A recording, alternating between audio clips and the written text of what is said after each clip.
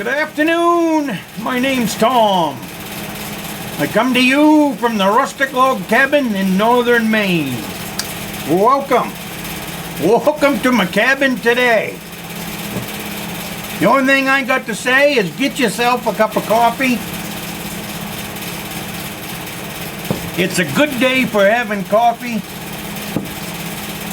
And then we'll worry about going out and getting things going. But I was sitting here and thinking, I know, for one thing, sitting around the cabin, this camp therapy, get you thinking about things like hunting season. Get you thinking about all that kind of stuff, especially this time of year. You know, my salmon fishing and my lake trout fishing slowing down. So hot days brings on the white perch fishing, all of that, and then your mind starts leaning towards deer season and the firewood pile. You know, I got plenty of firewood up here now.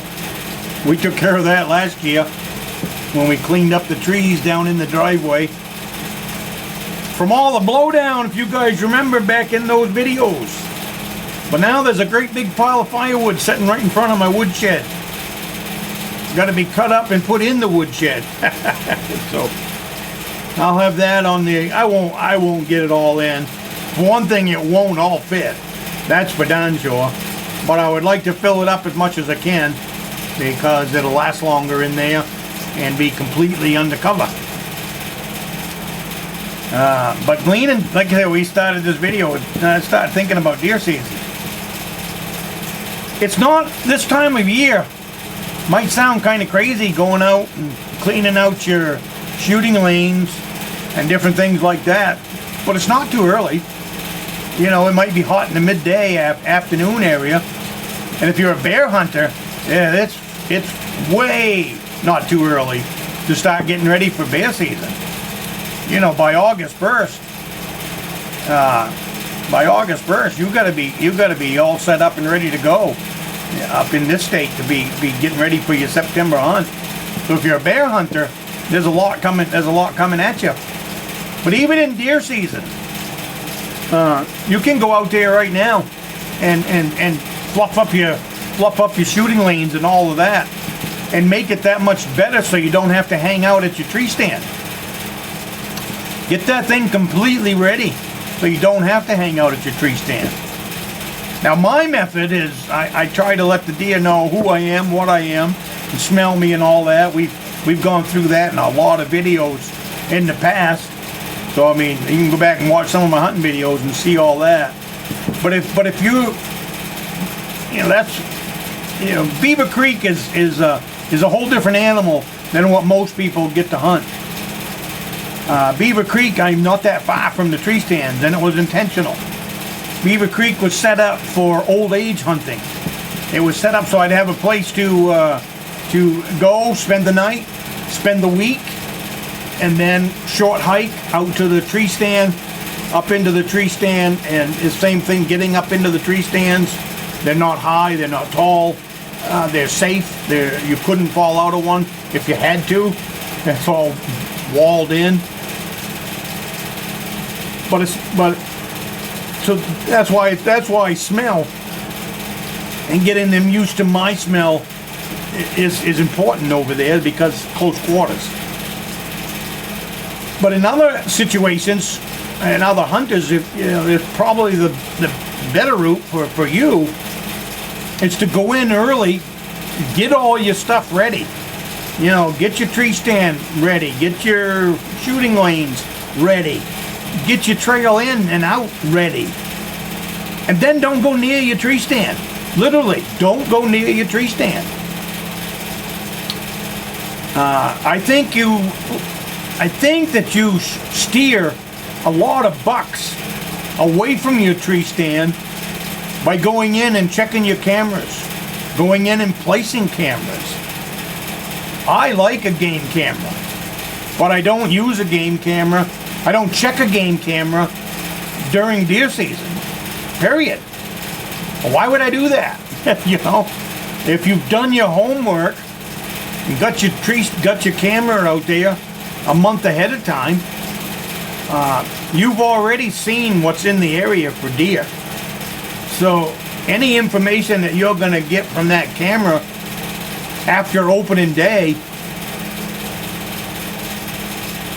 isn't going to do anything for you.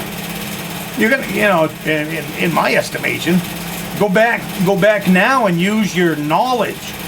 Use your knowledge of deer hunting instead of technology. All that camera does is show you where the deer was. Catch the K word there, was. That's where the deer was 3 days ago. Was. 8 o'clock in the morning. Was. But let's go back to deer hunting in general. What does that mean? Well, we know if a doe comes through, good chance there's going to be a buck on the other side of it. We know that for a fact because we're deer hunters. We know for another fact that deer are probably going to move at first light. So let's talk about first light. I think a lot of people go out and get in their tree stand way too early at 4 o'clock in the morning. I don't do that. If you've got a nice, good path to your tree stand, you only need to be there a half hour ahead of time.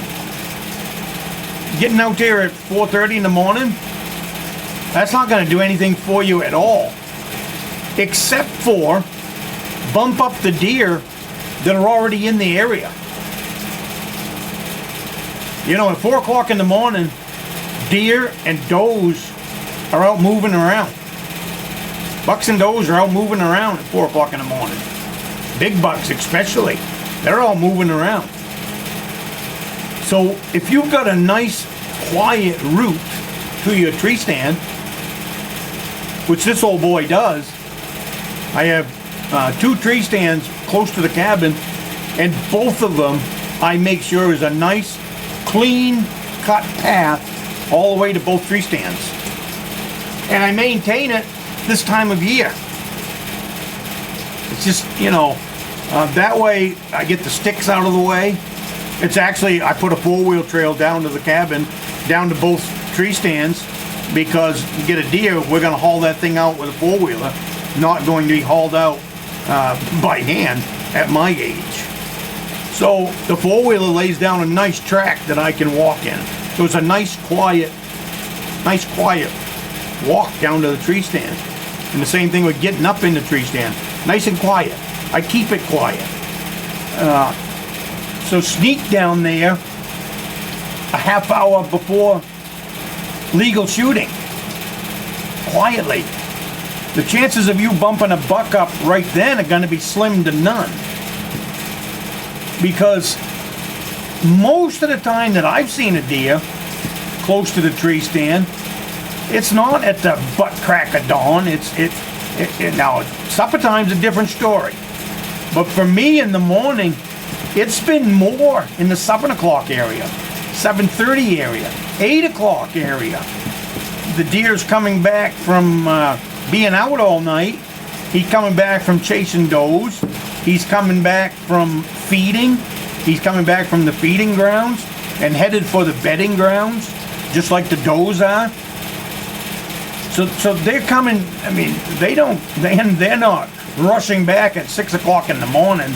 You know, all my stands are on the actual run between a bed and between the feeding ground. It's not in.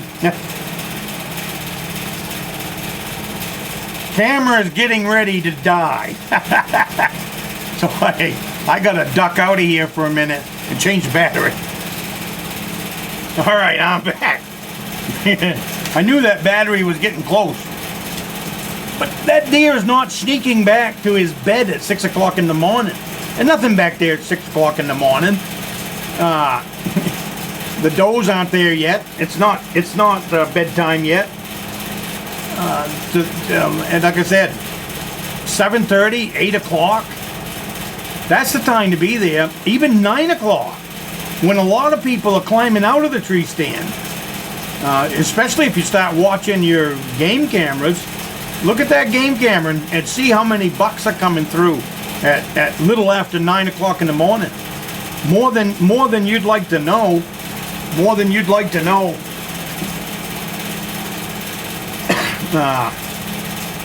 But that's just some little food for thought there on that, as far as getting out there way too early. And it's the guy that's gung-ho too, which kind of feel bad for him. It's the guy that's been out there for 3 months checking game cameras, and he's the one that's he's just beyond excited to get up there in that tree stand on opening day. Relax. Have an extra cup of coffee back at the cabin, and then go out to your tree stand. Like I said, half hour. Give yourself plenty of time.